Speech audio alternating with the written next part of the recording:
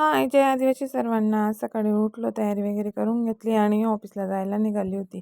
आणि इशिकाला रात्री ताप आलेला होता. नक्षला स्कूलमध्ये गेलेला होता. इशिकाला काही स्कूलमध्ये पाठवलं नाही. नक्षच्या पप्पांना पण जायचं होतं शाळेत, तर ते म्हणत होते, "मग मला सोडून द्या आणि मग जा असं ऑफिसला." मग नक्षच्या पप्पांना चोपलीवर सोडून दिलं. ते बसने स्कूलला जात होते. मग त्यांना तिथं चोपलीवर सोडल्यानंतर आम्ही निघालो ऑफिसला जायला. म्हटलं जाता जाता अगोदर इशिकाला हॉस्पिटलमध्ये दाखवून देते, कारण 10-10:30 तर झालेले होते. डॉक्टर आलेलेच असतील म्हटलं. तर मग आम्ही गेलो हॉस्पिटलमध्ये, सिव्हिल हॉस्पिटलमध्ये गेलो होतो. तिथं नंबर वगैरे लावले, कारण जास्त काही गर्दी नव्हती. मग केस पेपर काढून घेतला आणि केस पेपर काढून नंतर डॉक्टरांकडे गेलो.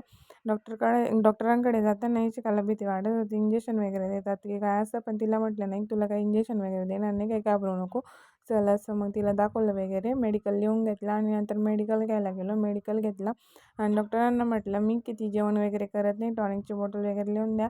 तर त्यांनी काही लिहिली नाही. मला असं वाटतं की तिला बरं नाही म्हणून दिली नाही असं. चला तर मग ते जे मेडिसिन होतं सर्दी ताप खोकल्याचं ते घेतलं आणि मग निघालो आम्ही दोघीजणी ऑफिसला यायला. आणि शिकायला म्हटलं, "तुला चक्कर वगैरे येते ना बेटा, तर सर मग आता जाताना तुला नारळ पाणी घेते म्हटलं एक, ते पिऊन घे." मग जाताना नारळ पाणी घेतलं आणि नारळ पाणी पण इतके महाग झालेले आता, तर विचारूच नका. पाणी तर एवढंसंच असतं त्यांच्यामध्ये, पण रेट जास्त वाढले त्यांचे. मग नाही शिकायला एक नारळ पाणी आणलं होतं, ते ते तिला स्ट्रॉ वगैरे टाकून दिलं, तर तिला अशक्तपणा कमी जाणवेल असं म्हणून. चला तर मग भेटूया पुढच्या व्हिडिओमध्ये. तोपर्यंत सर्वांना बाय.